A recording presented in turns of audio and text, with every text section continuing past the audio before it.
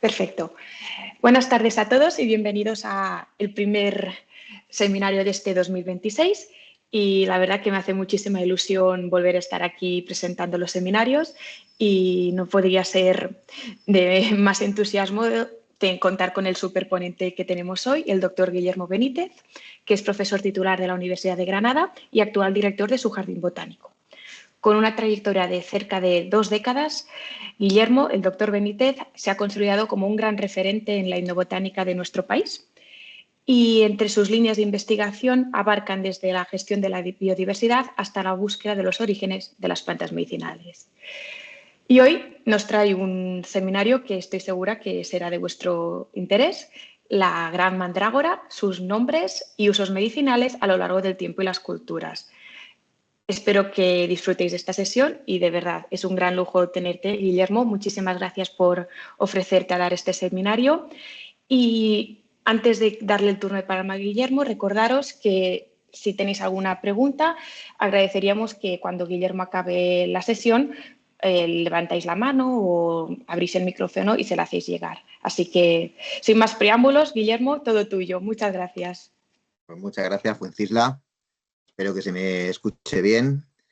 Muchas gracias a la Sociedad de Etnobiología por la invitación y bueno, pues vamos a pasar a explicaros un poquito lo que ha consistido un trabajo a lo largo de los últimos 7 años. Y bueno, pues al final salieron 2 trabajos, uno más centrado en los nombres populares de la mandrágora y otro ha sido más centrado en los usos tradicionales y los aspectos etnofarmacológicos de los usos a lo largo de la historia de esta planta. Porque, bueno, como me imagino que todos sabéis, es una de las plantas más interesantes y con una mayor episodio histórico en cuanto a los registros escritos de sus usos.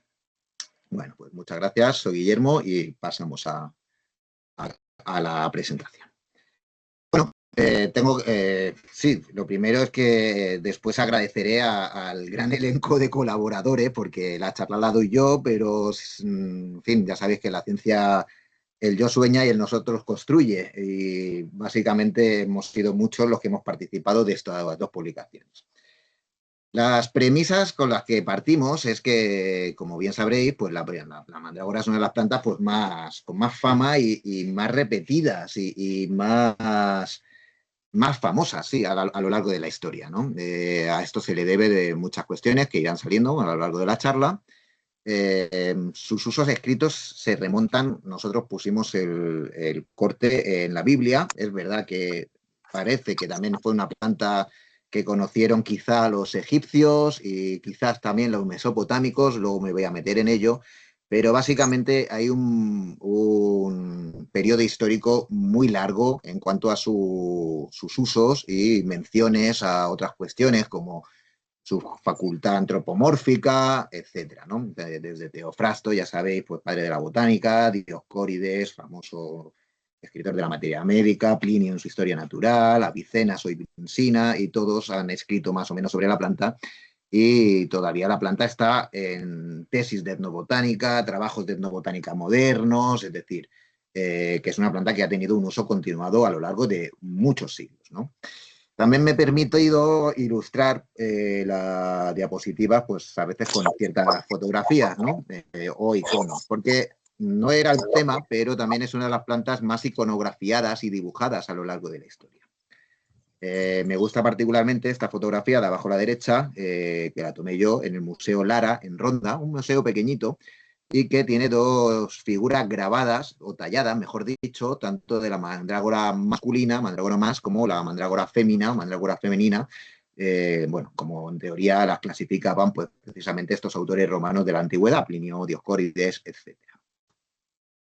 Bueno, dentro de las premisas, obviamente es una de las plantas con más mitos y leyendas a lo largo de la historia. Los más jóvenes seguro que os suena por Harry Potter, muy vinculada a toda esta imaginario colectivo de las brujas, de las plantas que han usado las brujas pues, para sus rituales, para cosas mágicas, pero sí, desde luego también muy relacionado esto con sus compuestos químicos y sus usos narcóticos y bueno, ya hablaré un poquitino. Pero bueno, desde Shakespeare con Antonio y Cleopatra, el diccionario de erotismo de nuestro Nobel Cela, el mago Mandrake, etcétera, etcétera, está en todo este ideario o imaginario colectivo de la magia y todo esto, ¿no? Más o menos quisimos, uno de los últimos que hemos encontrado es el meme de esta red social llamada Telegram, que es una mandrágora que se ríe, ¿no?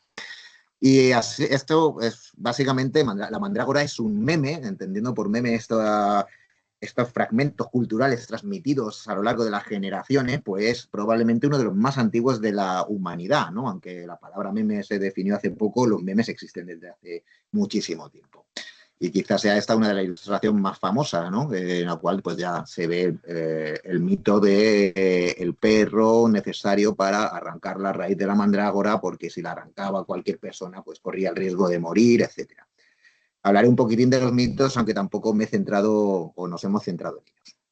Bueno, tiene muchos mitos, como seguramente conozcáis, pues que si tú eres el que la arranca, pues la planta desde que te grita te puede volver loco, te puede morir, etcétera. Es por eso que es muy conocido y muy iconografiado desde el Dioscórides de Viena, la primera versión que nos ha quedado del Dioscórides o el Codex Vindivodensis, ya salía atada al perro, pero en otras zonas más de Oriente Medio, el mundo árabe, se ha utilizado desde burros hasta elefantes para precisamente atarle a esta raíz de mandrágora y sacarla para no ser el propio recolector el que se exponía a estos peligros. Bueno, dónde crece también es una cuestión que ha tenido bastantes mitos, que si crecía desde la orina o el semen de las personas que se habían ahorcado, etcétera. Y en lo que sí que nos gustó centrarnos más es en los posibles mitos y la validación etnofarmacológica que hay de todas las virtudes terapéuticas que se han dicho sobre ella a lo largo de la historia, ¿no? Bueno, quizá el principal motivo por el cual ha sido una planta muy vinculada a esta hechicería, magia, etcétera, es por la raíz antropomórfica. Básicamente, parece la raíz a un ser humano con su cuerpecito, a veces las raíces se bifurcan, entonces puede ser que tenga también pues, como manos, piernas, etcétera.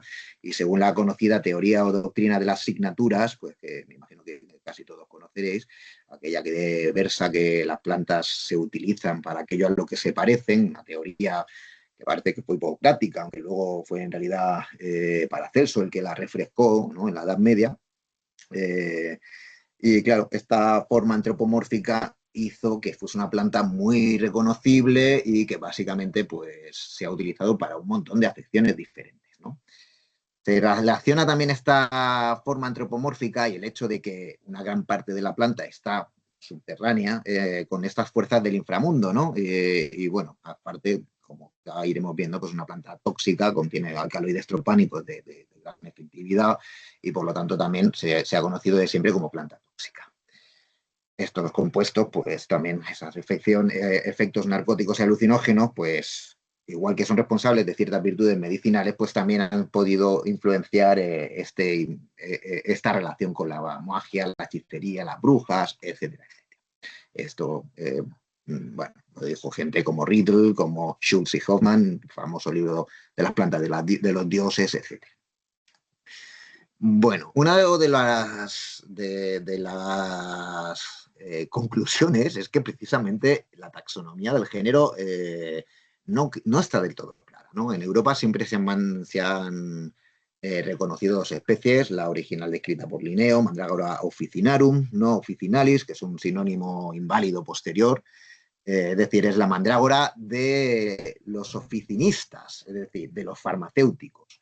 Pero bueno, el botánico italiano Bertoloni vio diferencias, sobre todo las plantas que eran de Italia, y entonces describió la mandrágora autumnalis, que es esta que tenemos aquí arriba a la izquierda, arriba a la derecha, perdón, abajo a la izquierda es la officinarum. Básicamente las diferencias son por tamaños de pétalos, sépalos y por la forma del fruto. Sin embargo, los estudios taxonómicos de biometría, digamos, taxonomía clásica, Ungrich, Sandra Knapp y Press, pues vinieron a decir que básicamente Officinarum y Autumnalis eran un continuo que se habían descrito los dos extremos y que probablemente a todos se le debería llamar oficinarum. Esto ha generado un poco de confusión porque hay ciertas bases de datos, floras modernas, etcétera, que las sinonimizan, ¿no? Aunque casi siempre se siguen manteniendo las dos. Luego, desde el punto de vista de la nomenclatura, pues al final hay 22 nombres publicados, no ha sido tan sencillo a la hora de establecer las sinonimias y también tengo que decir que aparte de lo que se considera en el Mediterráneo, que son estas dos especies clásicas, pues luego hay una turcomaníaca, que sería este puntito de aquí, y luego ya sí en la zona de China hay una caulescens que incluso se ha dado otro. Estudios de filogenia moderna, pues tampoco fueron del todo claros hasta más o menos el 2018, ¿vale? Esto de las redes de haplotipos y etcétera. Hoy en día sí que sabemos bastante de cómo ha sido la historia evolutiva gracias a estos estudios. Bueno, Follen hizo una tesis doctoral en Israel, en el que bajo cultivo, pues analizaron bastantes cuestiones de esta evolución del género. Básicamente concluyeron que Mandrágora turcomaníaca pues no era una especie, digamos, que pudiese ser aceptada, ¿vale? Sino que básicamente era una población relicta de Mandrágora officinarum que habían llevado a aquella zona del Turmequistán, introducida a partir probablemente de Israel. Luego, caulescens, sí que es una especie bastante diferencial, es decir, hay dos grupos principales, uno es el grupo mediterráneo, Autumnalis officinarum, otro es el grupo ya más de Asia, que es caulescens, chingalensis y turcomaníaca. Bolís et al, con colaboradores en el del 2018, pues sí que establecieron más o menos esto bien, y con estos dos clados principales, con una divergencia de hace unos 20 millones de años, el género se origina en el Eoceno y básicamente hubo una segunda separación, entonces hace unos 11 millones de años, en lo que hoy conocemos por Officinarum y Autumnalis, en esta parte del Mediterráneo, y Turcomaníaca, chingalensis y caulescens en el otro clado más asiático. Bueno. No quería, la taxonomía pues todavía tiene cosas por resolver, en el sentido de que parece ser que el sentido clásico de Mandrágora autumnalis, el área de distribución es circummediterráneo, sin embargo la officinarum se reconoce básicamente el norte de Italia, algunas zonas de la antigua Yugoslavia, aunque es verdad que en la flora de Serbia la dan como alóctona, no como nativa, y también la zona de Líbano y Siria. Mientras que la turcomaníaca es iraní y de Turmequistán. En Irán, en esta zona de aquí, también dan la autumnalis, y luego, como he dicho, caulescens, chingalensis parece ser también que por filogenia debía ser sinonimizado con caulescens con prioridad, es la que es más de la zona de China y, bueno, Asia Central. Vale, nosotros, perdonadme, nos propusimos dos objetivos. Primero, hacer una revisión de los nombres populares. Lo que ocurre es que nos centramos siempre en el grupo de la mandrágora late o circummediterránea. Es decir, este estudio, lo que voy a hablar hoy, es relativo solamente a la mandrágora que se ha conocido en Europa y el norte de África y Oriente Medio, que son, llamémosle hoy en día, complejo Officinarum autumnalis. Quisimos hacer una revisión de los nombres populares que se hablaban en las lenguas las cuales la planta es nativa y analizarlo en relación con los mitos y con las culturas que hay hoy en día y cómo han podido evolucionar ese saber asociado al nombre. Por otro lado, el estudio etnofarmacológico y un estudio de los usos medicinales para ver también cómo ha sido primero la evolución de los usos a lo largo del tiempo, es decir, un análisis diacrónico, y luego cómo ha ido el flujo de esa información a lo largo de la geografía. Bueno, con esto al final pues se publicaron dos artículos, al final de la presentación los tenéis referenciados y ahí podremos encontrar pues mucho más detalles porque lo que voy a explicar hoy es una síntesis de estos resultados. El primero es un estudio lingüístico centrado en estas lenguas circummediterráneas.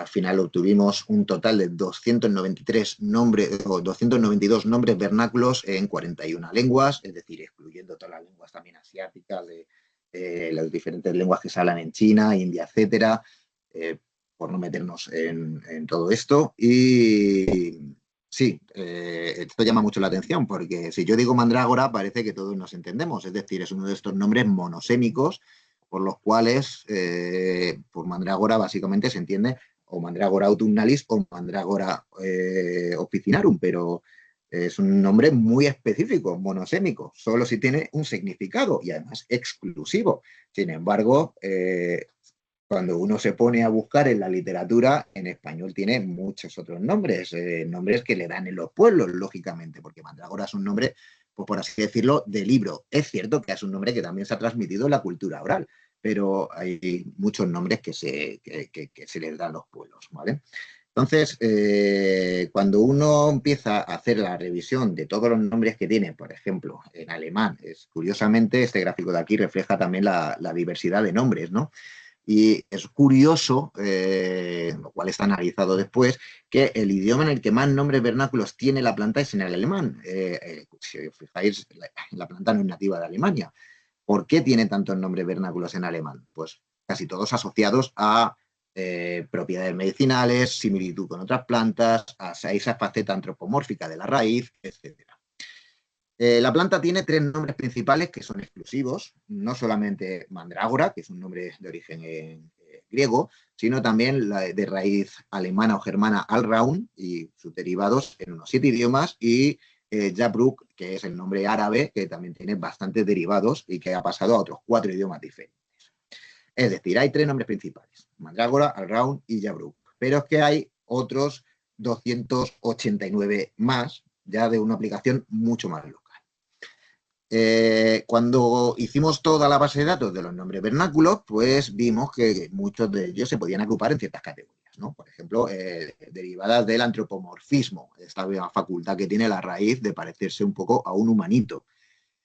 Había 33 nombres en 13 lenguas. En cuanto a la similitud a otras plantas, pues uno de los nombres que tenemos aquí es lirios, por la similitud hasta cierto punto de la flor con quizá con los lirios o quizá por el color morado, etc. Nombres que hacían relación a los poderes sobrenaturales, ¿no? A que si la planta pues conecta con Dios, cosas así, a sus efectos narcóticos, en fin, hojas, frutos y semillas, sus propiedades afrodisíacas, incluso nombres que la vinculaban con este mito de necesitar al perro para tirar de la raíz y poder extraerla sin que tú tuvieras un problema de salud, ¿no? O que te irritara o algo así. A esta otra mito en relación a que la planta nacía donde había caído el semen o la orina de personas colgadas o ahorcadas, ¿no? En fin, bueno, todo esto lo explico aquí un poquito más. El estudio al final, pues no sé si se ve bien, somos 12 coautores. El primer autor es Amos Dafni. Amos Dafni es un botánico, etnobotánico israelí, con el que empecé este trabajo vaya por el 2018. Los dos somos coautores de los 2 trabajos que voy a presentar. Pero en este, como veis, pues hay 12 coautores de bastantes países, en el cual, pues, por ejemplo, también está César Blanchet, que creo que es, no sé si es de esta sociedad, por lo menos de la de botánica sí que es, del Instituto Botánico de Barcelona, que bueno, fue el que aportó los nombres catalanes. Hay personas de Grecia, de Turquía, de Italia, de Bulgaria, de varios sitios, ¿no? Al final, más o menos, manejamos unos 30 idiomas, pero también preguntamos a personas que hablaban otros idiomas también del área, siempre alrededor del Mediterráneo, y fueron 42 los idiomas totales cubiertos. Os pongo este ejemplo de tabla para que veáis cómo era el estudio, ¿no? La tabla 5 tenía los nombres que hacían referencias a las ceremonias de extracción de la raíz, con estas subcategorías, a que te grita o a que se utiliza un perro o a que uno ve luces y bueno, y flejos, ¿no? Entonces, pues desde el francés, Planqui o el polaco, en fin, siempre manejábamos también, como veis aquí, el ruso y el serbo-croata, pues la transcripción o digamos su escritura normal y luego la transcripción, y luego intentábamos hacer una traducción literal de lo que suponía el nombre. En base a esa traducción literal, pues hicimos estas categorías, ¿vale? Bueno, claro, tengo que decir que desde la antigüedad, gracias sobre todo a los griegos y romanos, pues básicamente a Dioscórides y Plinio, pues se diferenciaban dos principales, que era la mandrágora masculina, que tenía esta raíz un poco más gruesa, voluminosa y bifurcada, y la mandrágora femenina, que tenía una forma un poquitín más redondeada y sutil. Pero esto no tenía luego unas implicaciones taxonómicas. En cierto momento de los siglos XVIII 19 se intentó asociar mandrágora más con a lo mejor la officinalis y la fémina con la autumnalis, pero bueno, no tiene valor taxón. Los resultados totales, ya no por lenguas, sino en cuanto a estas categorizaciones, pues son los siguientes. Como veis, la categoría que más nombres tenía era la categoría B, que era relativa a los aspectos morfológicos de la planta. Aquí en pequeñito no los quiero leer todos porque tampoco me quiero eternizar. Luego me gustaría que hubiera un buen turno de preguntas y como digo, pues esto es cuestión de que os descarguéis el artículo y si alguien no puede, como que me escriba y se lo envío y ahí tenéis todos los detalles, ¿no? Aparte de estos mandrágoras, Alraun y Yabruk, por ejemplo, dentro del antropomorfismo, pues sí, uno de los nombres más antiguos en griego es el antropofora, es decir, la portadora de hombres, ¿vale? O en el armenio que dice Mardathot, que es planta con forma de humano. Pero bueno, también en cuanto a la similitud o sus similitud de hojas, frutos y semillas, ¿vale? Pues se le llama lirio, por lo que he comentado antes. Otro nombre en español es berenjena mora, uva de moro, etc. Otra de las categorías, también bastante reflejadas, el 17%, 49 nombres en total, era el de las propiedades farmacológicas, en cuanto subcategorizamos con propiedades medicinales, propiedades narcóticas o alucinógenas y propiedades afrodisíacas, ¿no? Pues, como ejemplo, pues puedo decir perdonadme, que sé que hay público que habla mucho mejor el árabe que yo, Abd el-Slam, sirviente de la muerte, o en alemán Heilmanten, perdonadme que yo no hablo estos idiomas, macho sanador. O, por ejemplo, como narcótico, pues Divine Root en inglés, que es la raíz divina, o el nombre en gaélico Codalian, que es manzana de dormir, o el nombre en danés, perdonadme, impronunciable, que es manzana del amor, o uno de los que también están más antiguamente reflejados o escritos, que es el nombre hebreo Dudaim, que también se relaciona etimológicamente con esta facultad del amor.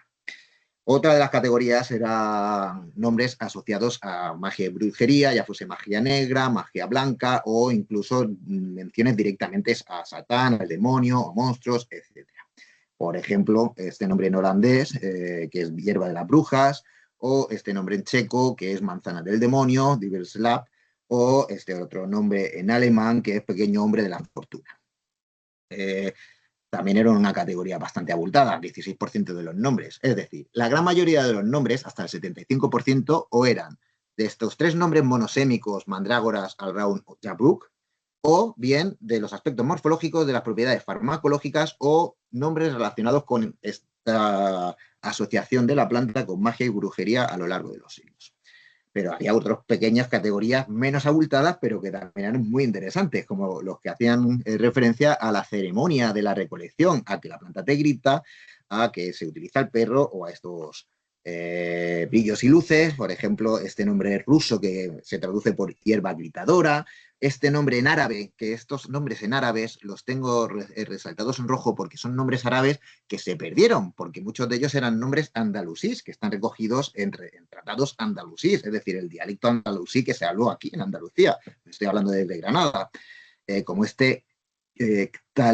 Catil al-Kalb, que creo que se traduce como asesina de perros, o el francés Pomme de Chien, que es manzana de perro, o el ruso vela del demonio. Y bueno, como digo, no era objeto aquí hacer una extensión, pero también hay nombres relacionados incluso con el rey Salomón, con la hechicera Circe famosa de la antigüedad, con Prometeo e incluso con los elefantes. Vamos a hablar un poquito del nombre más común, que es el nombre de mandrágora y sus variantes, ¿no? El nombre se refleja en griego, del griego pasa al latín y del latín pasa al italiano y a las lenguas romances. nosotros agrupábamos variantes también, de lo que decimos spelling variants, o sea, nombres y variaciones pequeñas las agrupábamos dentro del mismo nombre para no, bueno, para intentar acortar las categorías. De hecho, tanto en español, catalán, portugués, corso y francés, pues la planta más o menos el nombre principal es mandrágora. Otros idiomas europeos también pasó, ¿no? Como albanés, armenio, búlgaro, danés, inglés, húngaro, pero generalmente en estos otros idiomas hay otros nombres, ¿vale? Y también un derivado de mandrágora se utiliza para denotar o designar la planta en turco y en georgiano. Bueno, es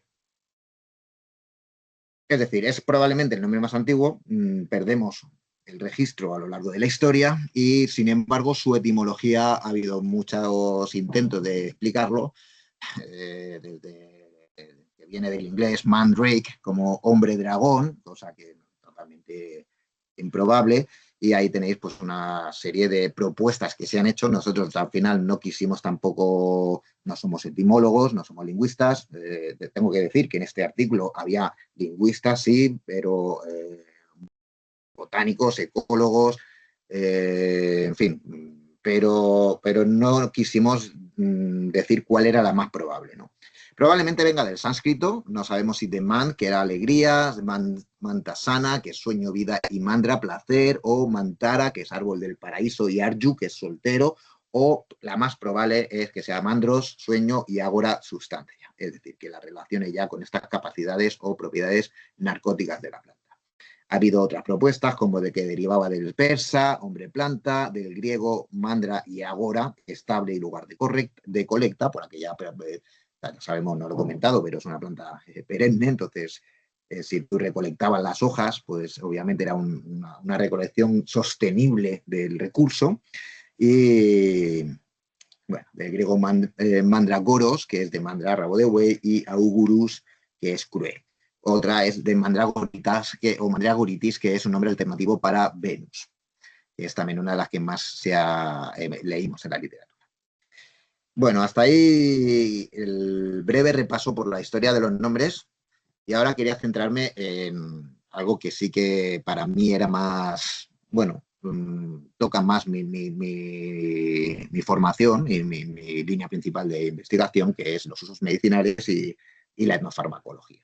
Acabó publicado en el Journal de Etnofarmacología en el 2023, y además de Amos Daphne y yo, pues pudimos contar con Marco Leonti, etnofarmacólogo de la Universidad de Cagliari, Bárbara Bock, que es una asirióloga experta en literatura de las plantas medicinales de la antigua Mesopotamia y también un poco del antiguo Egipto, y Simon Bulfons, que es anestesista de un hospital, debido a que uno de los usos tradicionales de la mandrágora a lo largo del tiempo ha sido su uso en anestesia. Bueno, en concreto, con este trabajo nos propusimos los siguientes objetivos, que era trazar la historia escrita de los usos de la mandrágora y cómo fue su auge y su caída en medicina. Contextualizar estos usos en base a la química y la farmacología conocida, es decir, etnofarmacología, y realizar este uso diacrónico y geográfico de los usos a lo largo del Mediterráneo y las distintas culturas del Mediterráneo y a lo largo de los distintos idiomas. Este salió después, por lo tanto ya teníamos toda la experiencia previa de los nombres y de cómo muchos de los nombres se vinculaban con mitos, leyendas, etcétera, de la planta. Por lo tanto, ¿qué hicimos? Una revisión crítica de la bibliografía. Es por eso que, como he dicho antes, nos llevó mucho tiempo. De libros de botánica, agronomía, desde la antigüedad clásica, Teofrasto, Plinio, Celso, etcétera, los códigos CES botánicos desde el Corpus Hippocraticum, materia médica, el canon de Avicenas, etcétera, por todo lo que hubo después en el Renacimiento, farmacopeas modernas y antiguas, y obviamente para ver los usos que habían llegado a la modernidad, pues fuentes etnobotánicas, que generalmente o son libros o son artículos científicos. Eso sí, fuentes etnobotánicas basadas en método etnobotánico, es decir, entrevistas con personas mayores o personas que son expertas en el uso de las plantas medicinales, con una asociación fehaciente del nombre de la planta con la planta, es decir, con botánicos, identificación de botánicos, etcétera, y bueno, la metodología de trabajo etnobotánico que la mayoría, me imagino, de los que estéis aquí, si sois la Sociedad de Etnobiología, pues conocéis. Claro, había que estandarizar, teníamos mucha información tanto de lenguas como terminología médica. La terminología médica a lo largo de la historia ha cambiado mucho. Por poneros un ejemplo, lo que llamamos plantas que se han usado en depresión, pues durante la Edad Media se decía que eran plantas que servían a la melancolía, todo ese tipo de cosas. Y también pues, categorizar luego las enfermedades. En nuestro caso seguimos esta clasificación muy utilizada estudios etnofarmacológicos, que es el ICPC2, y obviamente pues el análisis estadístico y este análisis geográfico y diacrónico a lo largo. Bueno, buscamos en obras antiguas las menciones a la planta, pero si habéis trabajado con esta literatura antigua, pues sabréis que es que hay muchas versiones. Entonces siempre intentamos buscar las ediciones más modernas. Siempre cuento lo mismo. Yo que me ha encantado trabajar con la materia médica de Dioscórides. Obviamente, como español, yo llegué a la materia médica gracias a Conquer con su Dioscórides renovado, libro de mesita de noche durante muchos años. Y bueno, que, cierto, sigo recomendándolo a todos mis estudiantes y a todas las personas. De ahí llegué a Laguna y luego de Laguna llegué a Mattioli y, sin embargo, pues me costó bastante tiempo enterarme de que hay traducciones modernas, tanto el conocido Dioscórides de la Universidad de Salamanca, que se tradujo directamente desde el griego hasta el español, como esta versión de Lily Beck, que la tradujo directamente desde el griego hasta el inglés. Y claro, es que yo como botánico, pues había, parece, minusvalorado, infravalorado los avances en estas ciencias que son el lingüismo y las traducciones, ¿no? Entonces, en fin, siempre intentamos buscar en todas las obras las ediciones más modernas, ¿vale? También con las obras de Teoftasto, con la... Bueno, quizá Ibn al-Baitar aquí no es un buen ejemplo porque nosotros, porque yo no leo árabe, utilizamos la versión francesa o traducción francesa de Leclerc de 1883, pero es verdad que hay ediciones modernas en árabe, una del Cairo del 92, si no recuerdo mal, etcétera. Bueno, luego también, obviamente, obras de la Edad Media, códices herbales, trabajos monográficos, que es que desde de Jacobo Tomasi hay hasta monografías de estos momentos que hablaban solamente de la mandrágora y, como he dicho, obras modernas con método etnobotánico.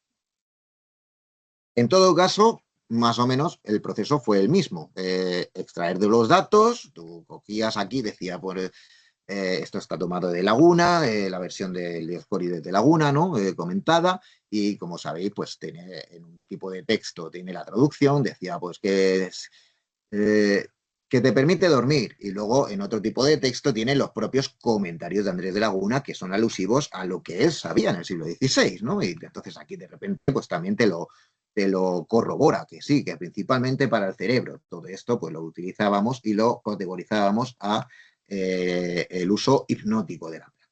Bueno, por lo tanto, de la extracción de los datos pasamos a la estandarización terminológica, de la estandarización terminológica a la categorización, es decir, ordenar las afecciones por lo que se suelen llamar grupos de enfermedades, grupos patológicos, etcétera, porque muchas veces lo que en una obra te dice dolor de barriga, en otra obra te dice para el estómago, en otra obra te dice para el vientre, en otra obra, etc. Bueno, y de ahí generamos una base de datos y hicimos un tratamiento estadístico de los datos. Tengo que decir que en un primer momento nos remontamos hasta el siglo XX a.C. ¿Por qué? Pues porque metimos citas basadas en autores que habían dicho que la planta estaba citada en las escrituras cuneiformes de Mesopotamia y también en el Antiguo Egipto, ¿no? Básicamente, las menciones de la mandrágora asociadas a Mesopotamia se deben al asiriólogo Campbell Thompson, que la menciona con estos términos en acadiano Piñu, en sumerio Namtar, y además en varios de sus obras no solamente dice la planta, sino que dice los usos, ¿vale? Heridas, dolor de muelas, hemorroides, emético para facilitar el parto contra el frato y como amuleto contra las serpientes. Y todo esto desde Campbell se ha ido copiando y, claro, ha generado lo que llamamos un error rizomatoso, que luego nos dimos cuenta, gracias a la participación de Bárbara Bock, experta en toda esta literatura, y que además tenía trabajos previos en el cual ya había desmentido la asociación de Piño o Namtar con la actual mandrágora, pues que tuvimos que excluirlos. Por lo tanto, al final, pues perdimos 8 siglos de historia de uso porque esos usos antiguos no eran fehacientemente asociables a la mandrágora. Ahora hablo un poquito de esto, ¿vale? Son pocos, son 8 usos, pero se han copiado y pegado a lo largo de la historia. Bueno, obviamente no es moco de pavo. Estamos aquí hablando de que estos son las tablillas de escritura cuneiforme mesopotámicas, que son las primeras formas de escritura. Es decir, en los albores de la historia ya parece que estaba la planta. Lo mismo pasa con Antiguo Egipto. La evidencia pictográfica es indudable, ¿vale? Ahí tenéis restos de los frisos de la tumba de Tutankamón o de esta tumba TT52 de la necrópolis de Tebas, en las cuales pues, el fruto, además, casi siempre es lo que llamamos o lo que modernamente se considera autumnalis, un poquitín picudo el fruto, muy representado en frescos, etcétera. Ahora, ¿qué ocurre? Pues que no hay evidencia arqueobotánica y la asociación de la planta con el nombre se ha hecho en base a lingüística, no en base a cualquier otra cosa. También en Antiguo Egipto hay un autor, que es Boss Griffith, que sugiere que esta mandrágora tenía que haber estado sentada y que es la que se utilizaba allí para favorecer la potencia masculina, sexual y el apetito sexual, que es lo que luego más o menos se recoge en el Génesis, que es la primera evidencia escrita que nosotros al final manejamos. Perdonadme que igual estoy contando esto un poco dudoso. También se había dicho que la mandrágora estaba en el papiro de Ebers. Es verdad que hay términos que están en el papiro de Ebers, pero la asociación de ese término con lo que hoy llamamos mandrágora es dudosa, ¿vale? Si queréis os recomiendo que leáis este trabajo, Vox 2021, también si no me lo podéis pedir, aunque está referenciado en los trabajos que os digo ya están publicados. Y básicamente, ¿qué es lo que ocurre? Pues que estos nombres se sabe, se pueden leer. Claro, los asiriólogos han avanzado mucho, pero todavía no han avanzado en poder leer la escritura cuneiforme tanto como se ha conseguido con la escritura egipcia, ¿vale? Pero bueno, no hay una evidencia arqueobotánica, tampoco la hay pictográfica en Mesopotamia, por lo tanto, esta experta, Bárbara Bock, que por cierto también he querido poner aquí el último libro que publicar, bueno, no sé si es el último, no, salió hace un par de años, que es en Mesopotamia Herbal, un libro muy recomendable, publicado por Kew Gardens, y en el cual, pues, más o menos hace un listado de las principales plantas medicinales que obtuvo su trabajo o que ya sacó a partir de su trabajo, basado en escrituras, pero escrituras que eran repertorios farmacéuticos, por así decirlo, contratos de compraventa, etc. Total, que aunque en un primer momento nos remontamos hasta el 20 a.C., había problemas con estos últimos y todo lo que había desde el siglo VIII antes de Cristo hacia atrás, pues fue excluido con estos 8 usos que antes he enumerado. Por lo tanto, el estudio finalmente cubre tan solo, por decir de algún modo, la friolera de 28 siglos. Considerando que el Génesis es la primera cita fehaciente de la planta que se escribió en torno al octavo antes de Cristo, o séptimo, perdón, antes de Cristo, y que todavía en tratados o en textos etnobotánicos del siglo XXI, pues la planta es citada, es decir, hay una continuidad de 28 siglos de uso de la planta. Esto que se publicó al final como el Graphical Abstract, lo único que queríamos es poner una línea de tiempo, pero obviamente pues la línea de tiempo desde el Génesis hasta Teofrasto no hay ninguna cita, desde Teofrasto hasta Dioscórides hay alguna menor como Celso, etcétera. Luego tenemos también que la cita la planta, Avicenas, Mayoli, Laguna, etcétera, cuando ya empezaba a ir todas estas refresque o vuelta a traducciones y comentarios de la materia médica de Dioscórides y hasta la Edad Moderna. Bueno, Empezamos con la primera. ¿Qué decía el Génesis? Pues el Génesis en Génesis 30, 15 y 16, perdón, o 14 y 15, perdón, es un relato en el que Raquel no se puede quedar embarazada y, bueno, al final Raquel le dice a Lea, te ruego que le des mandrágora y, por lo tanto, después de tomar la mandrágora, se queda embarazada. Es decir, ahí es una de las pocas plantas medicinales que se citan en la Biblia con un uso determinado.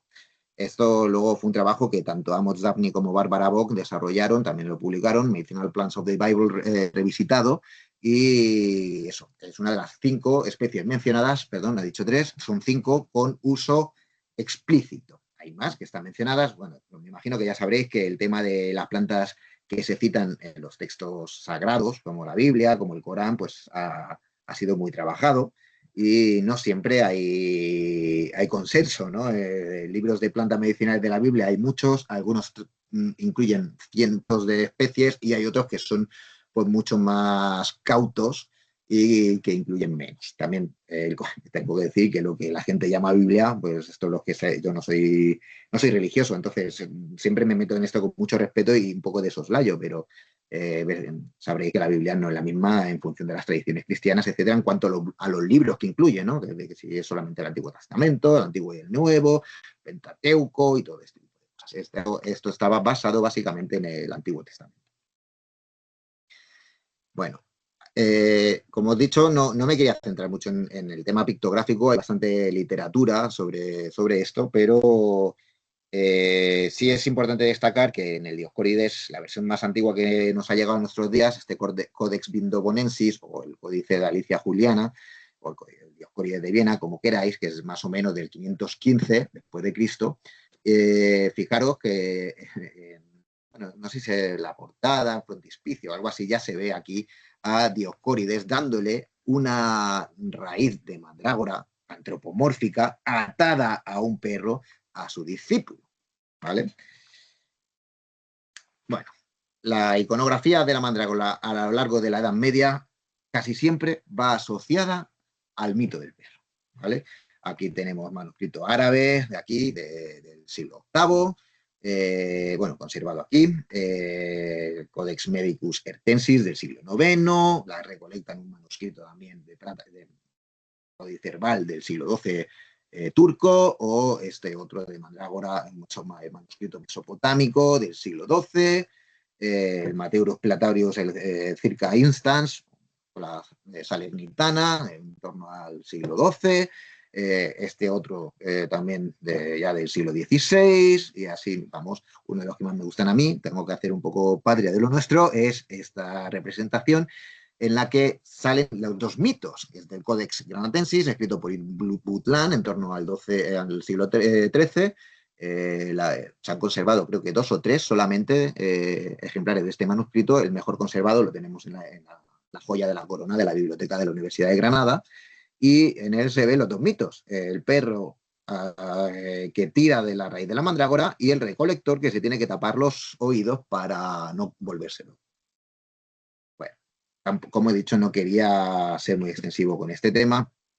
Quizá estas son una de las más conocidas y representadas, la recolecta la mandrágora en el Códice Verbal de Alemania, que no sé si tiene autor o no se le conocerá al autor, del siglo XV. Este tipo de iconos, además, han sido muy representados también luego por artistas. Muchos de los cuadros, cuando querían adornar alguna pequeña cosa, pues ponían una mandrágora humanoide. Vale. Total, voy a presentar ahora un poco un resumen de los datos, ¿no? Un uso que no es medicinal, es simplemente el uso tóxico, como narcótico o alucinógeno. Fijaros las referencias que hay, lo he puesto como ejemplo, desde Antigua Grecia, Teofrasto, Julio Basus, como narcótico, en la Roma antigua, ¿no? Anticos Pacius, Celso, Scórides, Plinio, en la época medieval, pues Isidro de Sevilla, en España, bueno, lo que hoy es España, Ibn al-Baitar, Ibn al-Jatib,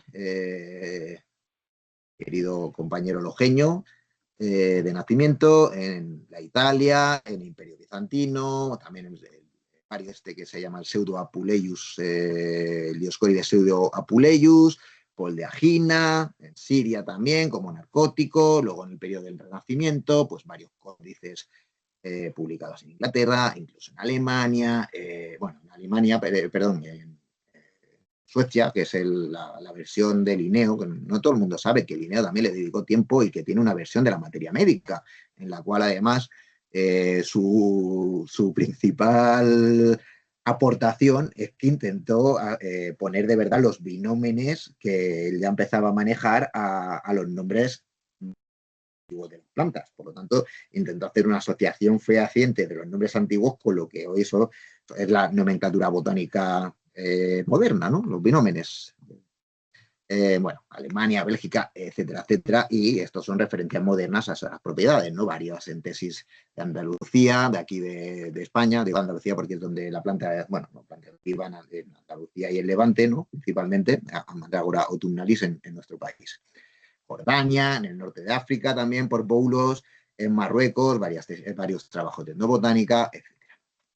Bueno, no quiero ser extensivo y así vamos organizando, por ejemplo, ahora ya de usos medicinales, pues su utilización como anestésico, su utilización como antipirético para las fiebres, por ejemplo. Para las fiebres se ve muy bien como aquí ya nadie la menciona, es decir, es un uso que lo tenemos en el periodo clásico, en el periodo medieval, en el periodo renacentista y en la edad moderna se perdió este uso. Eso es un poco lo que nos queríamos centrar. ¿Por qué hay usos que han evolucionado, que se han mantenido, otros que han desaparecido, suponiendo que no es válida la planta para esto, y otros que han sido innovaciones y han aparecido después, e incluso tenemos usos que han aparecido de manera discontinua? Bueno, independientemente de las citaciones originales, pues lo que hicimos fue compilar el total de citas en este tipo de tabla. Tenemos y además organizando las afecciones por, como decía, grupos patológicos o grupos de enfermedades, siguiendo el ICPC2. Por ejemplo, en la categoría A tenemos el dolor en general, anestésicos, fiebres, antídoto para entretenimientos, tenemos también grupo B, la vesícula, grupo D, de síntomas digestivos, problemas de los dientes, úlcera estomacal, etcétera. Y así vamos. Pero, ¿qué ocurre? Que también quisimos analizarlo, el total de las citas, en las zonas donde la planta es nativa respecto a las zonas donde la planta no es nativa. Ya he comentado antes un poco las áreas de distribución, creo que he comentado, o si no lo vuelvo a repetir, en este artículo también trabajamos con el complejo Mandrágora officinarum y autumnalis conjuntamente, no quisimos separar. Pero ¿qué es lo que ocurre? Que muchos de los usos son, pues eso, ya de los códices herbales de Inglaterra, incluso de Francia, muchos de Alemania, países escandinavos, centro de Europa, etcétera, donde la planta solamente se conoció por cultivo. Para que la planta se conociera por cultivo, alguien tenía que haber llevado o la raíz o semillas, ¿no?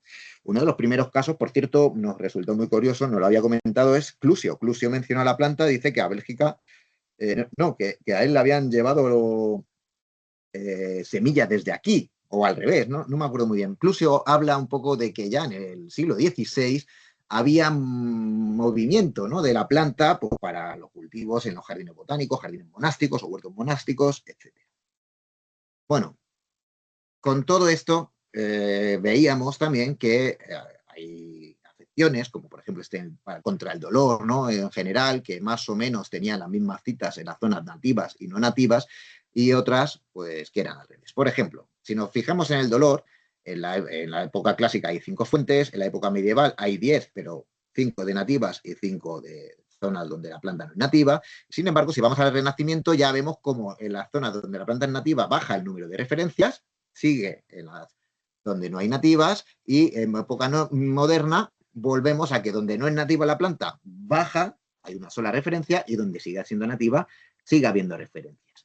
Tengo que decir que obviamente el número de fuentes clásicas es muy pequeño, el número de fuentes medievales es un poco más grande, el número de fuentes en total del Renacimiento es el más abultado, y no hay tantas citas de mandrágora en fuentes modernas de etnobotánica. Es decir, que hay también hay una curva que sube y baja del total de fuentes que manejamos por periodos. Bueno, he querido ejemplarizar con esta afección, pero así hicimos todo el tema. total.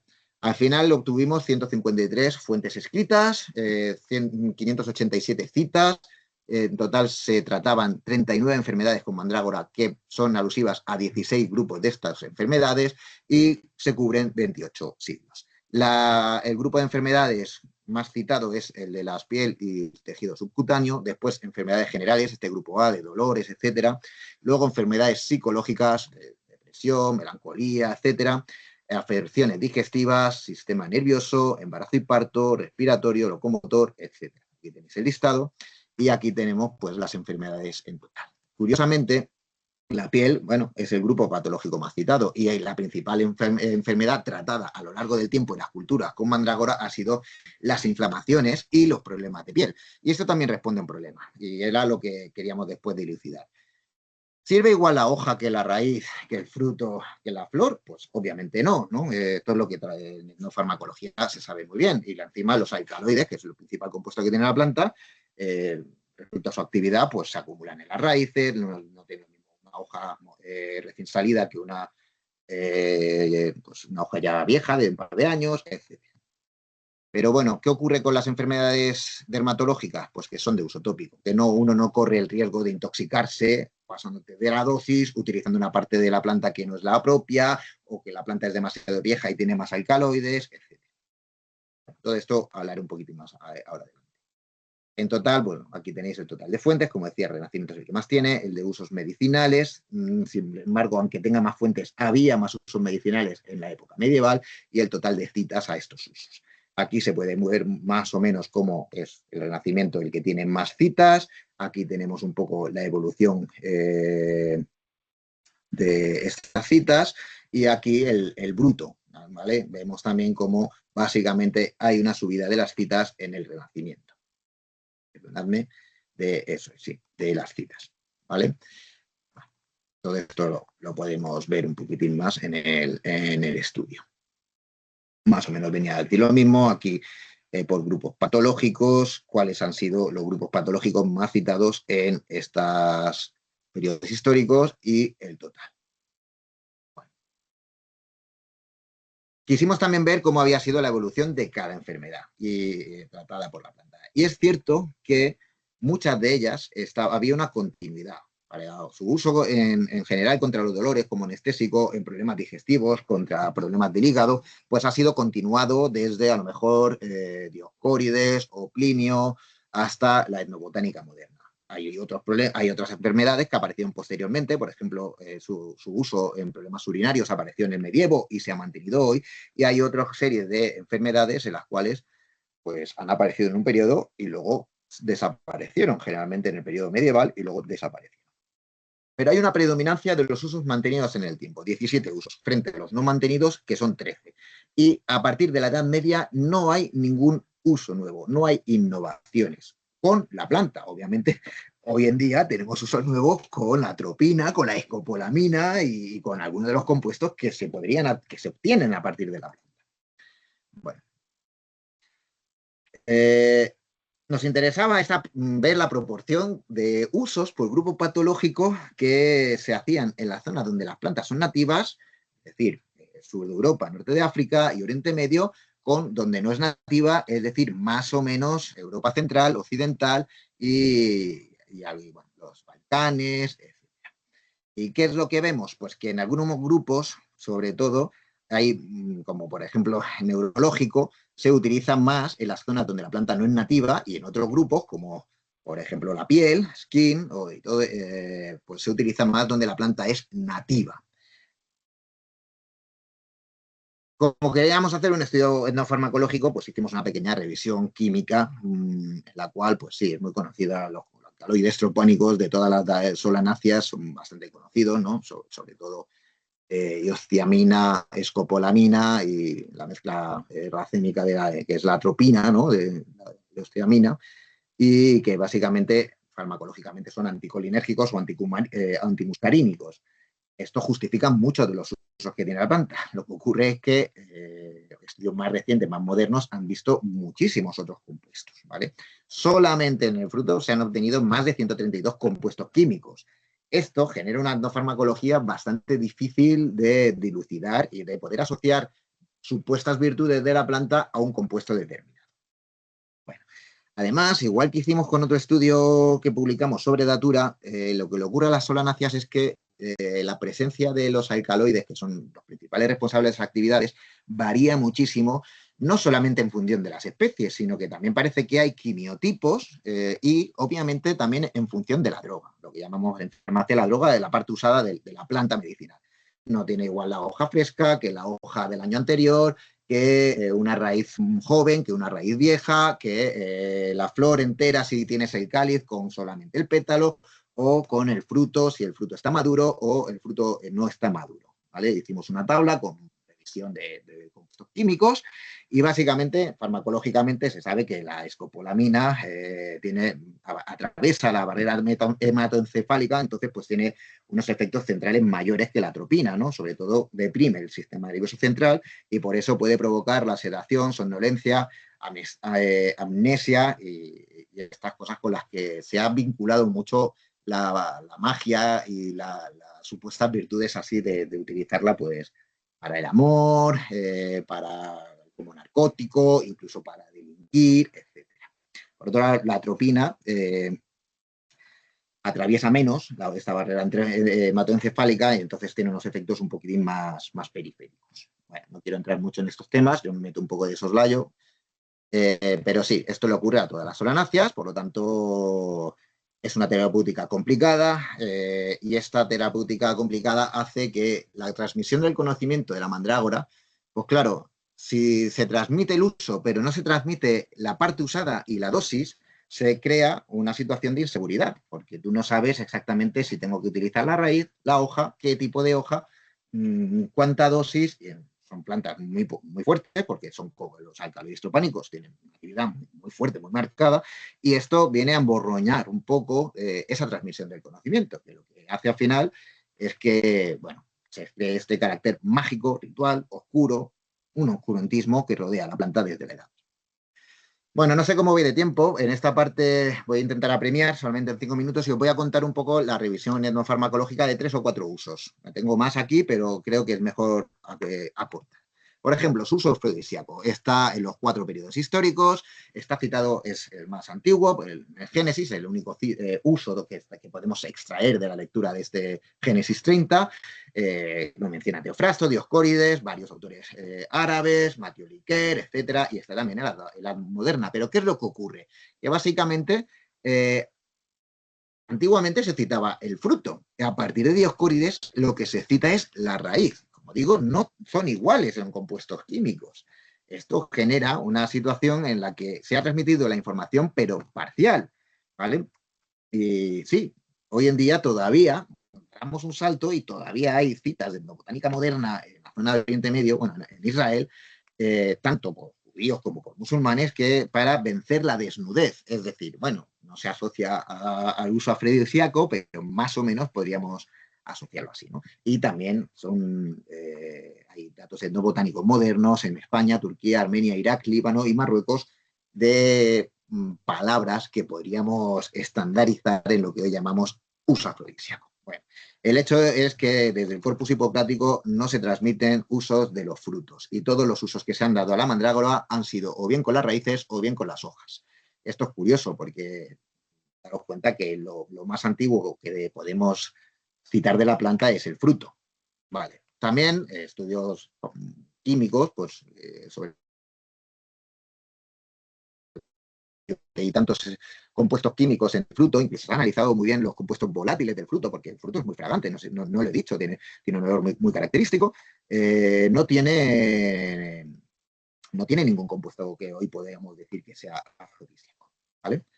Bueno, y el uso de las raíces, pues por estos compuestos tropánicos, pues puede tener gran importancia en el comportamiento sexual y en el autocontrol. Y esto es lo mismo que se ha visto con las daturas y esto nos conecta con este episodio tristemente recientemente famoso de lo que se viene a llamar burundanga, la droga del violador, etcétera, o también a veces se agrupan como armas de sumisión química, donde no solamente está la escopolamina, que es una de las que potencialmente se puede utilizar para ello, sino también entran barbitúricos, otro tipo de compuestos, pero en fin, esto de lo típico de que te pueden echar algo en la copa cuando estás por la noche tomando algo y te generan una sumisión química en la cual pues luego te hacen contigo lo que quieran. Es posible que toda escopolamina presente en el fruto pues pueda haber tenido ese efecto relajador y alentador de la relación sexual, que es una de las cosas que, como digo, se ha mencionado. Paso a otro de los usos más históricos, que es el uso en la anestesia y como sedación. También está citado en un periodo muy largo. Ya Plinio decía en época de Nerón que debía administrarse antes de las operaciones. Lo que ocurre es que ha pasado de ser de sedante a cirugía en un periodo muy corto, de unos 250 años. Y se empezó a utilizar en cirugía, sobre todo asociado a lo que se conocía bien como la esponja somnífera, de la cual ya Avicena pues, nos daba una pequeña receta: Diociamus, zarzamora, lechuga, cicuta, amapola y mandrágora. Y se ponía preparado de plantas narcóticas, muchas de ellas, en una esponja de mar y se introducía por los agujeros de la nariz, y esto generaba una sedación que permitía hacer operaciones, ¿no? Esto también, por lo que se decía que la debían de haber conocido los egipcios, porque ya sabemos que los egipcios pues preparaban cráneos, hacían operaciones bastante complicadas. Bueno, como digo, nosotros los excluimos simplemente porque la asociación del nombre de la planta con la planta de hoy es solamente filológica. No había restos arqueobotánicos y había dudas en esta asociación. Además, pues, ¿es plausible el uso de mandrágora en anestesia? Sí, claro que sí. ¿Por qué? Pues porque la atropina hoy en día se utiliza en preanestesia. Aumenta la frecuencia cardíaca, relaja el músculo liso, inhibe las secreciones y, bueno, es verdad que dosis bajas de atropina pueden inducir cierto tipo de anestesia.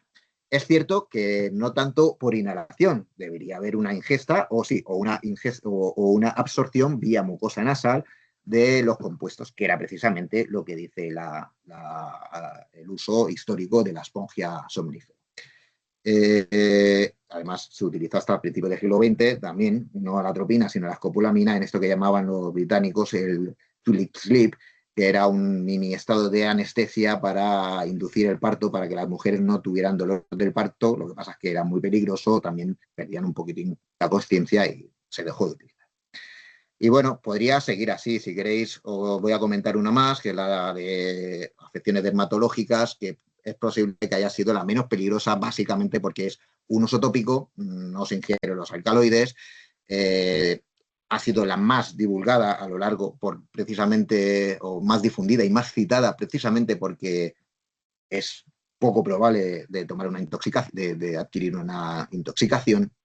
Y bueno, es muy conocido que la gran mayoría de las plantas en general pues tienen sustancias antimicrobianas, antibióticas, etcétera. Y sí, se ha estudiado, pero no es nada concluyente, se necesitarían más estudios, pero sí, hay compuestos en las hojas de mandrágora que son antimicrobianas, por lo tanto, aplicar directamente en heridas, pues por lo menos puede favorecer que no se infecte la herida, ¿vale? Ojo, porque también la planta tiene cumarinas y otros compuestos que pueden generar dermatitis de contacto y fotosensibilidad, etc. La planta se utilizó largo y tendido en afecciones digestivas. La escopolamina es antiespasmódica, uno de los usos farmacéuticos que tiene. También se utiliza como coadyuvante de la úlcera péptica. Se utilizó en problemas de depresión y problemas psicológicos. De hecho, todavía sigue citada. El uso ha sido continuado. La escopolamina puede aliviar la depresión en unas dosis muy controladas. Esto está tomado de el Martindale, que es un tratado de farmacología moderno, de estos que llevan 30 o 40 ediciones, no lo sé muy bien. Se utilizó para la epilepsia, pero solamente entre los siglos XII y XVI. Se utilizó contra el latido irregular, enfermedades cardíacas, puede tener cierta base científica. Se utilizó contra problemas respiratorios. Es verdad que los anticolinérgicos son bronquiodilatadores y que la atropina se ha utilizado en el tratamiento del resfriado común.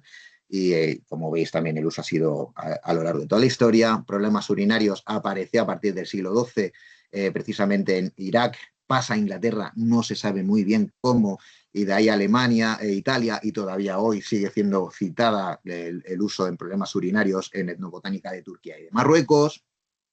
Es verdad que también se puede utilizar para controlar esta incontinencia urinaria.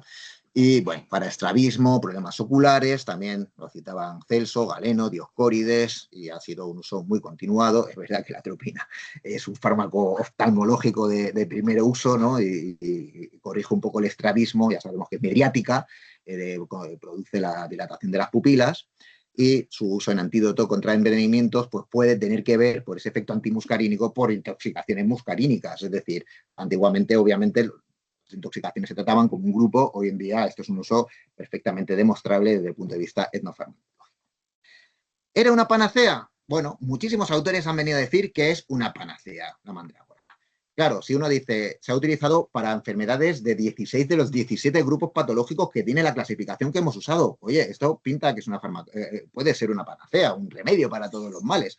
Pero claro, hemos dicho 39 enfermedades de las 685 que tiene esta clasificación. Si tú ya cuentas enfermedades, obviamente no la podemos considerar una panacea. Las creencias supersticiosas, de esta forma que tiene la raíz, etcétera, han contribuido al crecimiento de sus mitos y a que al final la planta pues, se haya utilizado para un gran elenco de cosas. Y luego esa popularidad, bien asociada a la forma de la raíz, etcétera, ha producido que es una de las plantas más conocidas a lo largo de la historia. La planta se dejó de utilizar en medicina a partir de la aparición, sobre todo, de los anestésicos volátiles, porque, como he dicho antes, uno de los usos más mencionados a lo largo del tiempo era su uso en anestesia gracias a la espongia somnífera. Avicena es uno de los primeros que no la menciona en la receta, pero que probablemente, como he dicho antes, lo conocieron también los egipcios. Conclusiones principales, y ya con esto termino. Se ha utilizado desde los albores de la historia hasta hoy en día. Tenemos como poco 28 siglos de uso constante. Refleja el estudio de la mandrágora, podría ser como si uno quiere tomar la puntita del iceberg de cómo ha sido la evolución de la medicina en esta parte del mundo. Algunas aplicaciones, como he ido mencionando y citando algunos ejemplos, han tenido uso continuado, otras no. Los usos se han limitado a determinados periodos, algunos de ellos, y quizá esto refleje pues, o una innovación puntual o todo lo contrario, que se probaban utilidades y se desmentían, entonces ya no se transmitían. Las leyendas de la mandrágora, con su raíz, el perro, todo esto también ha tenido mucho que ver en la transmisión de los usos medicinales de la planta. Fomentaron su fama y, sin embargo, pues también el hecho de que haya ido teniendo un cáliz de planta mágica, planta de las brujas, planta etcétera, pues también tuvo que ver en su eliminación paulatina de la terapéutica oficial. Obviamente tengo que decir que ya llevamos por lo menos siglo y medio que lo que se utilizan son atropina, escopolamina en farmacia. Y bueno, pues que la trayectoria de los memes ha sido larga. Como he dicho, podría empezar con esto de la manzana del amor, que quizá vino de Egipto, quizá de Mesopotamia, pero desde luego donde sí que empieza ese mito es en Grecia y en Roma. Y hoy en día, pues memes, Harry Potter, videojuegos, etcétera. Y que ha tenido muchos usos terapéuticos, 39 acepciones, muchos de ellos de verdad se pueden explicar con lo que sabemos hoy de la química y las acciones farmacológicas de los compuestos químicos que tiene la planta. Así que, bueno, aunque la farmacología está bien dilucidada, todavía desde el punto de vista de la taxonomía, quizá habría que ver si de verdad se tienen que sinonimizar Officinarum y Autumnalis, y sobre todo en Israel, según Bolis, este autor de la filogenia, parece que ahí tienen un poco de caos con quimiotipos que quizás habría que diferenciar en distintas especies. Creo que todavía habría algo más que decir desde el punto de vista taxonómico. Quería cerrar un poco, obviamente, agradeciendo a todos los coautores, porque, como he dicho antes, el Yo Sueña en nosotros construye. Sobre todo a Amos Dafni, que es el que me metió en este maravilloso mundo de la mandrágora. Esta foto está tomada en un herbolario que hay a 2 minutos andando de mi casa, que se llama Mandrágora, en el Albaicín, en Granada, con el albarelo de la mandrágora. Y bueno, en el tratado o en el artículo que hicimos de los nombres vernáculos, pues somos, como he dicho antes, 12 coautores de un buen elenco de países circunmediterráneos, y a todos ellos obviamente les doy las gracias porque trabajaron mucho para hacer estos artículos. Así que, bueno, pues poco más. Estoy totalmente abierto a vuestras preguntas. Bueno, muchísimas gracias, Guillermo. La verdad que ha sido súper interesante. A mí me ha gustado mucho en particular.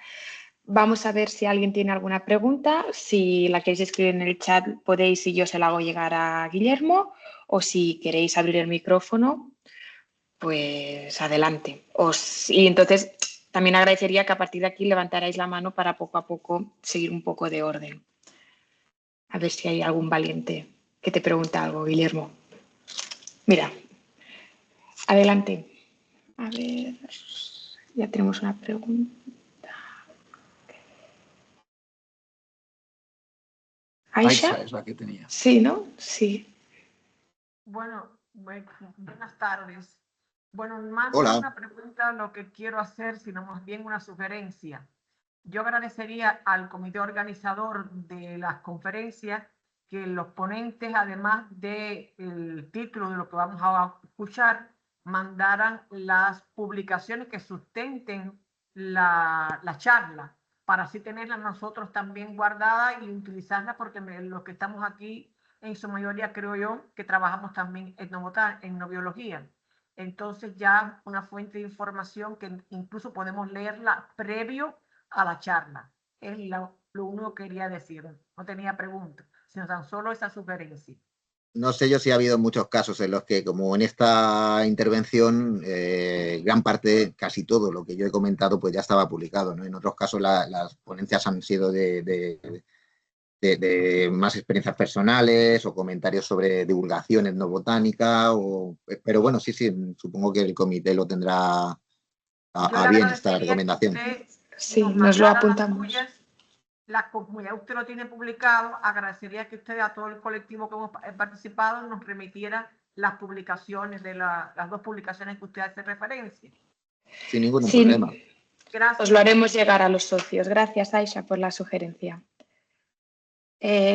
Ahora, Emilio, por favor, si puedes hablar y comentar la pregunta. Hola a todos. Hola, Guillermo. Hola, Emilio. Encantado de saludarte y de escucharte. Un verdadero placer. La charla me ha resultado, pues voy a decir dos palabras, abrumadora y acomplejante, que son bastante claras e ilustrativas. Bueno, se sugieren muchísimas cosas, ¿no?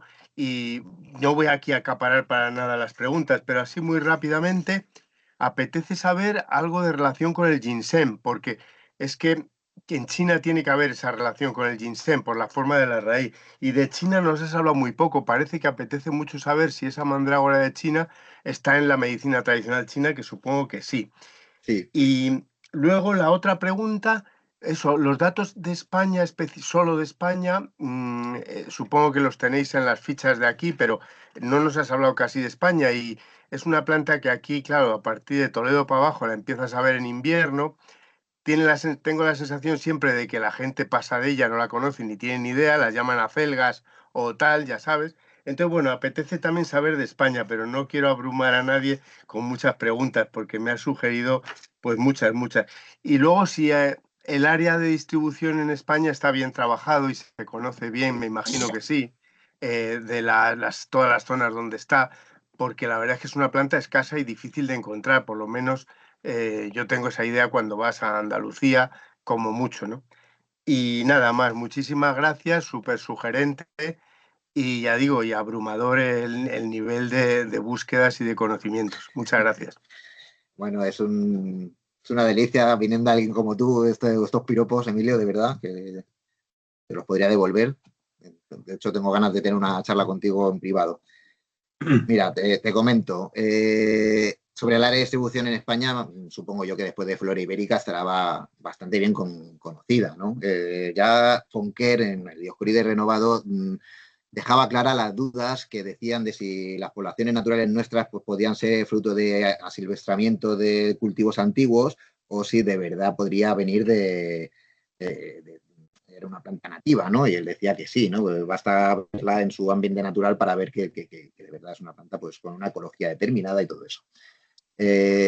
Sobre los usos de España, no he comentado mucho porque al final nuestra revisión ha sido de todo el Mediterráneo. Yo, si quieres, En la tabla pues, te puedo ir uno por uno, por ejemplo, diciéndote que en la etnobotánica moderna, usos de España, tenemos en las categorías de narcótico, que la excluimos de medicinal, la categoría de no contra el tratamiento del dolor, pero sí, por ejemplo, tendría que ir uso por uso, viendo en dónde está España. También te tengo, está hecha la ficha en Sí, nuestro común proyecto alimentario español de conocimientos tradicionales, donde sí, se citan lo que se sabe de la planta, ¿no? Sí, sí. Yo sé que, sobre todo por Andalucía, en Jaén, que es la planta bastante frecuente, o lo fue, porque con esto del tratamiento de los fitoquímicos del olivar, la planta en Jaén prácticamente está desapareciendo. Yo he ido a buscarla varias veces y me he quedado con las ganas en un par de ocasiones, es verdad que también la he encontrado. En Cádiz y por ahí es más frecuente. Y sí, lo que yo creo que es más frecuente hoy en día es reflejar el problema que generan la confusión con las acelgas cuando la gente se la come. Y es que tengo un amigo personal que hace 2 semanas, cuando le dije que tenía pendiente de dar esta charla, me dijo que este verano en Tarifa una persona que él había conocido se había confundido y que había tenido una intoxicación por consumo de mandrágora pensando que eran acelgas silvestres. También tenemos reflejos aquí del uso dermatológico en afecciones sobre la piel. También tenemos el recuerdo colectivo de su uso en la fertilidad, ¿vale? Como afrodisíaco.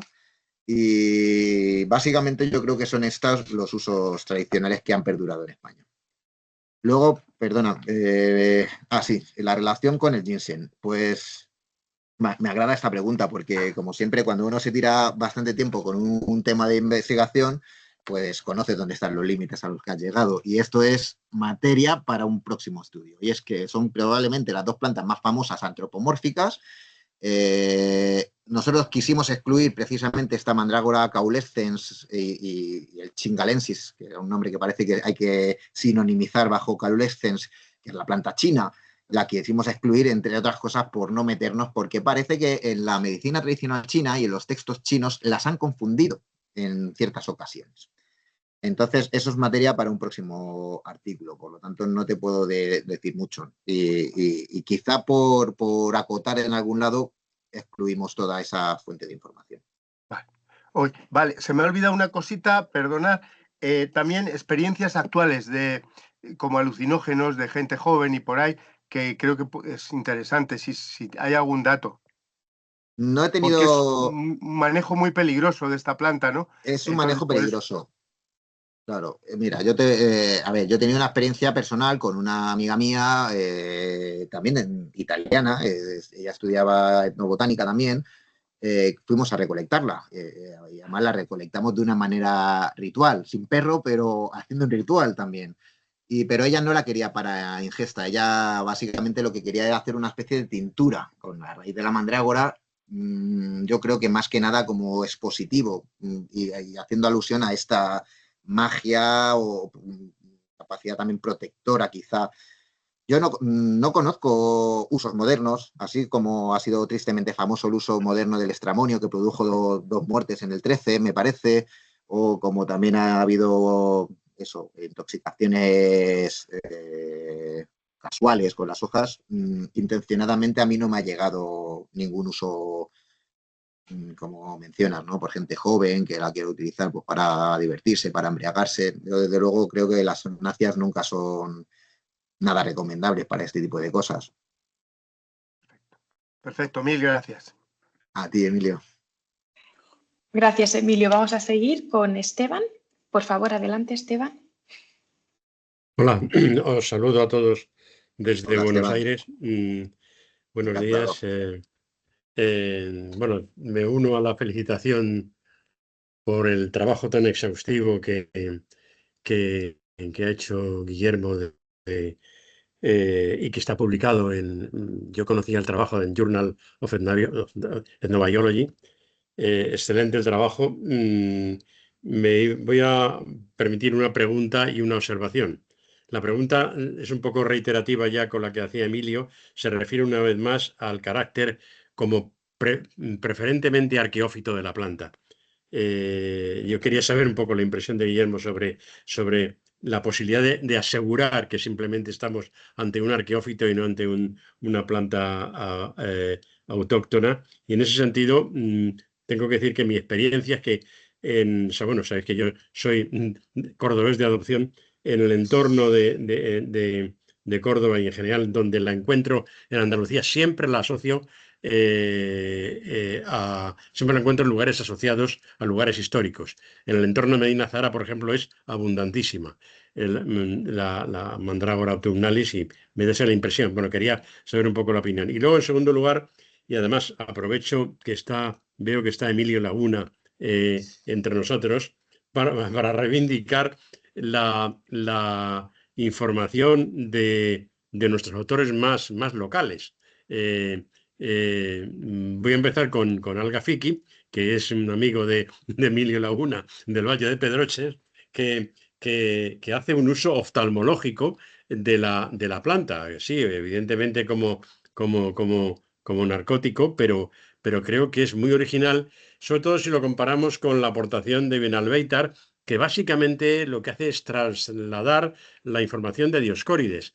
Pero desde luego en Alga Fiki encontramos unos usos muy originales, utilizándolos en colirios y en esas intervenciones de cataratas que ya practicaba Alga Fiki. Y por acabar, otra reivindicación de una obra que se cita en el trabajo que habéis publicado en el Journal of Ethnobiology, pero que no sé si se ha aprovechado a fondo en cuanto a la cantidad de fitónimos que menciona, de fitónimos de origen árabe andalusí, que es la Untat al-Tabib, supuestamente atribuible a Buljair, o posiblemente tal vez si no al granaíno Al-Tignari, pero en donde se mencionan por lo menos, no voy a exagerar, 14 o 15 nombres, entre los que, por cierto, aparece el de acelga picante en árabe, junto con otro muy original que es el de lufa y que hace alusión al uso del fruto, precisamente en la mandrágora.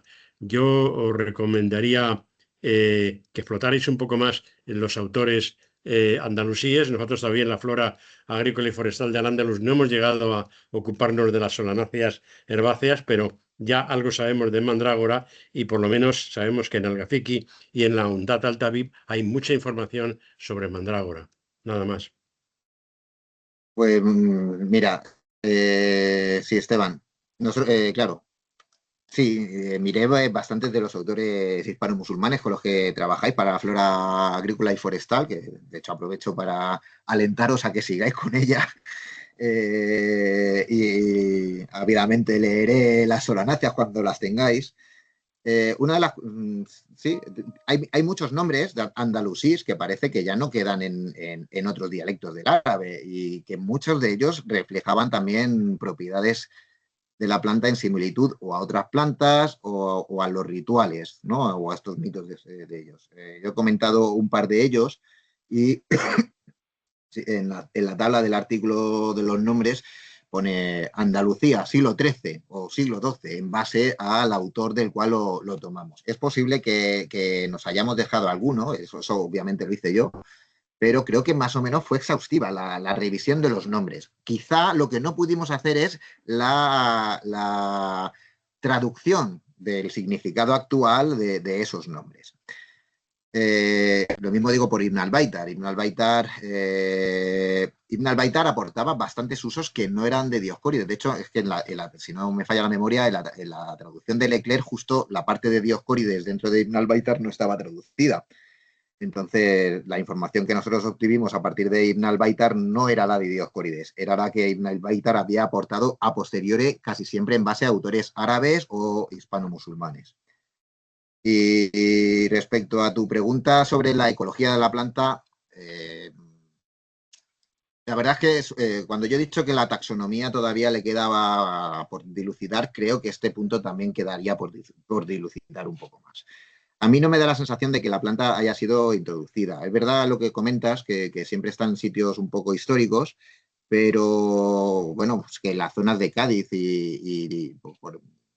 también la he visto en Sicilia, entre las rocas, es decir, en Erice, por ejemplo, en un congreso de Óptima hace un par de años, estuvimos en unas zonas entre roquedos calcáreos que es muy difícil que ahí la planta Desde luego cultivadas no, que un pájaro haya comido los frutos y los haya depositado y que la planta luego haya medrado allí, pues no digo yo que no. En el artículo de la filogenia, que hacen una red de haplotipos, lo que ven es que las mandrágoras de esta la parte del Mediterráneo son relativamente homogéneas. Las donde está un poco el meollo genético es en lo que se llama Mandrágora officinarum de Oriente Medio, que parece ser que hay varios, no solamente quimiotipos, incluso también hay un grupo de investigación allí que aisló concretamente el gen que parece que convierte la iosciamina en escopolamina. Y bueno, es posible que ahí quede bastante más por decir. En mi opinión personal como botánico, yo diría que en mi experiencia creo que la planta es nativa, por lo menos de Andalucía, que es lo que yo puedo comentar porque es la zona que transito y que pateo, por así decirlo. No sé si he respondido a todas tus preguntas, Esteban. Sí, perfectamente. Muchas gracias. A ti, hombre. Muchas gracias. Gracias, Esteban. Ahora vamos con Emilio Laguna y será la última porque nos estamos extendiendo demasiado del tiempo. Bueno, Guillermo, espero que si alguien tiene otra pregunta o algo te pueda acceder mediante tu correo. Espero que no sea ningún problema. Efectivamente. Vale. Estaré encantado de responder o de mandar los artículos a quien me los pida.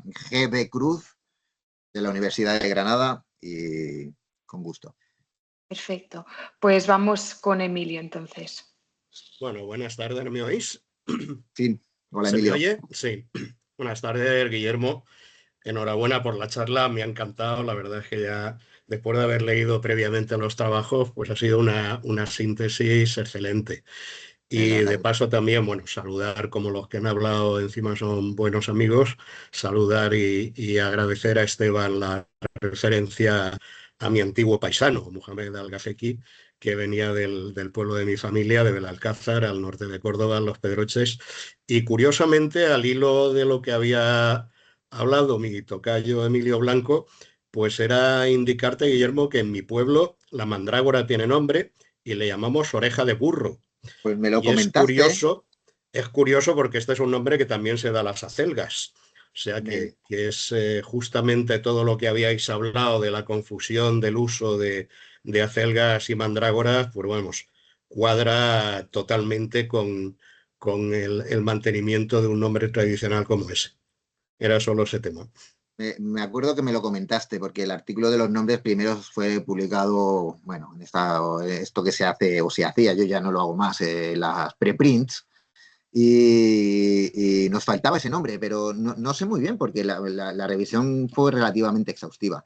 Y hubiera venido muy bien, porque oreja de liebre, pues no solamente hace referencia a la forma de la hoja, sino también nos vincula con un nuevo animal en cuanto a los nombres. Sí. Pero sí, creo que este en concreto debe ser muy local y no lo incorporamos en la base de datos. Muy bien. Me dio un poco de rabia porque ya me lo habías dicho tú, pero creo que ya cuando lo hablamos, el artículo no sé si estaba ya preaceptado o alguna cosa de estas y ese nombre no entró. Bueno, pues nada, da para una adenda, un nuevo artículo. Bueno, ya te digo, son 292 nombres, uno más hubiera venido bien, pero creo que pasa un poco, me voy a permitir el comentario que también ha hecho Esteban de Lufa, que si no bueno, tenemos aquí también a Mersuke, que lo puedo corroborar, creo que es la calabaza, y entonces, claro, hace referencia al fruto, y lo que yo ya no sabría muy bien es establecer el por qué. No sé si es cierto. El por qué hay la similitud del nombre de la planta en el árabe clásico, creo, con estas otras calabazas. Hoy en día pues ya sabemos que está el género lufa, precisamente nombrado a partir del nombre clásico árabe, ¿no? Bueno, no sé si Joan quiere intervenir. Sí, eso iba a decir, me sabe mal, pero si Joan es breve, venga, le dejamos que también pregunte a Guillermo. Gracias, Francis. La suerte que como te tengo tan cerca, me tratas así mejor que a los demás. Y yo ya sabes que breve no lo puedo ser casi nunca, pero bueno, no sé, primero, felicitaciones, Guillermo, gran charla y grandes trabajos que al menos el de los nombres conocía bien. Solo para aportar un dato curioso, no me voy a ir muy lejos, pero en un recetario de droguería de la ciudad de Girona, creo que de la misma ciudad de la provincia en todo caso, de 1603, aparece mandrágora masculina, y mandrágora femella, femenina, y curiosamente de la mascla, ahora esto que estabais diciendo de las acelgas, no le da otro nombre que mandrágora mascla y mandrágora femella, pero de la masculina le dice que las hojas fa la fulla com les bledes, hace las hojas como las acelgas. Y por contra, en la otra, en la masculina, no se pronuncia sobre esto. Bueno, sí, dice que parece como una lechuga de estas de cogollo. Esto es lo que dice. Y dice que el fruto huele muy mal. Es decir, esto que habéis dicho, que el fruto era muy de un olor, de un aroma agradable, huele muy mal. Pero bueno, lo digo por eso de las, y no sé si puede interesar, no es un hito muy allá, en principios del 17, pero estaba normal en las tiendas de droguería. Pues te lo agradezco, Joan. La verdad, la similitud con la celga debe de venir seguramente de la Edad Media. No parece que esté en Dioscórides, no sé si quizá Plinio, pero debe de proceder o del mundo árabe o de alguno de los códices herbales ya nuestros, casi más del Renacimiento. En cuanto al recetario de Girona que comentas, pues no lo he tenido a disposición. Me hubiera encantado poder también introducir ese dato. Tengo que decir que obviamente cuando uno cubre un área territorial muy grande, pues al final cubrimos cosas como el Ceniza del Cairo, ¿no? Este relato que tienen a lo largo de los siglos, escrito hasta por Maimónides, fuentes escritas en Persia, tuvimos asesoramiento hasta de gente que hablaba o que podía leer persa antiguo, y en fin, los idiomas que manejamos, pues creo que lo ponía por ahí, más de 30, y las fuentes han sido diversas, ¿no? Entonces, es verdad que yo tengo un foco muy local, muy de la literatura nuestra, pero siempre se escapan cosas, sí. Encantado de recibir ese recetario y poder también indagar con él. Bien. Bien, pues vamos a dar por concluido la sesión de hoy. Espero que, bueno, espero no, creo que ya es cierto que ha encantado al público, dado los feedbacks positivos que ha recibido Guillermo. Mi más sincera enhorabuena. Y bueno, Manuel a lo mejor lo confirmará, pero creo que ha sido seminario récord en cuanto a asistentes, así que enhorabuena, don Guillermo, muchísimas gracias. Mucho. Y nada, a los asistentes de hoy, animaros al próximo, que ya por las redes sociales o los socios enviaremos más información. Así que nada, nos vemos en la próxima. Que vaya muy bien. Gracias. Adiós. Muchas gracias por la asistencia. Gracias, adiós. Chao. Hasta luego.